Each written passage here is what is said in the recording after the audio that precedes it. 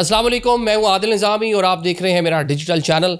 नाज़रीन, इमरान हाशमी साहब जो इंडिया के मारूफ एक्टर हैं, उनकी एक वेब सीरीज़ आई है जिसका नाम है तस्करी। तस्करी मतलब कि इलीगल वे से सामान को दाएं बाएं भेजना, एयरपोर्ट्स के जरिए, सारा आपको पता है, स्मगलिंग कह लें।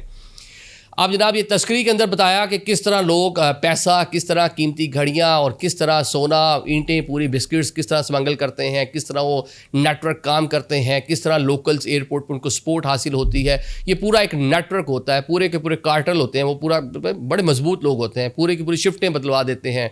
और किस तरह वहाँ पर कह लें कि उसके ऊपर एक माइंड बना हुकूमत का और कार्रवाई हुई। ये आप देखिएगा, बड़ी मज़े की वेब सीरीज़ है।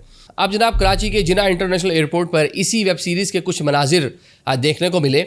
ऐसा हुआ कि कोई 100 तोला सोना, जिसकी कोई 10 ईंटें या 10 बिस्किट्स बना रखे थे, 2 मुख्तलिफ मुसाफिरों के पास थे और वो जा रहे थे जनाब इस्तांबुल और दुबई। उन्होंने अपने सामान के अंदर ईंटें छुपा रखी थी, अब वो पकड़ी गई हैं। एक मुसाफिर जिनके पास 3 ईंटें, उन्होंने अपने सामान के अंदर उसको छुपाया बड़े तरीके से, महारत से अपने बैग शैग को खोल कर अंदर उनको फिक्स किया ताकि वो चकमा दे सकें कस्टम को, ASF को, लेकिन वो पकड़े गए। साथ ही कोई $5,000 भी उनके पास जो उन्होंने डिक्लेयर नहीं किए थे।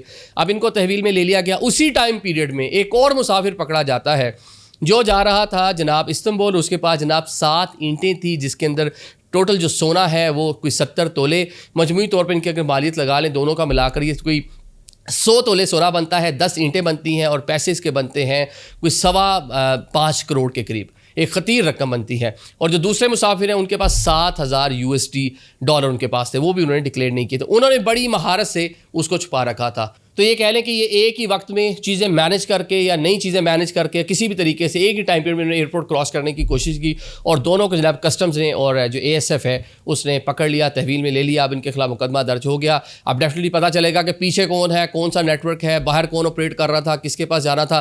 तो ये ऐसी ये खबर मैंने देखी तो 2 दिन पहले जो एक कह लें कि वेब सीरीज़ जो देखी थी तस्करी, तो उस माइंड में घूमना शुरू हो गई और वही मनाजिर, वही माइंड, वही बिस्किट्स। उसमें भी हज़ारों की तादाद में बिस्किट्स जो है वो भेजे जाते थे। कुछ इंस्ट्रूमेंट में गिटार के अंदर डाल के भेजे जा रहे हैं, कुछ जनाब कॉफिन जो कफन होता है, ये आपका ताबूत, इसके अंदर डाल के भेजे जा रहे हैं लाशों के साथ। इस तरह की सारी चीज़ें थी। कुछ फर्नीचर्स के अंदर छुपा के भेजे जा रहे हैं।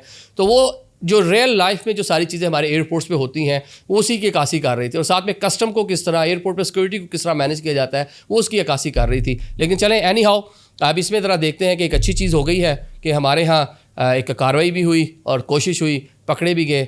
मैं तो इसमें मुस्बत चीज़ यही लूँगा कि हमारे यहाँ जो अफसरान थे वो मैनेज नहीं थे, मैनेज होते तो ये निकल जाते। Thank you so much.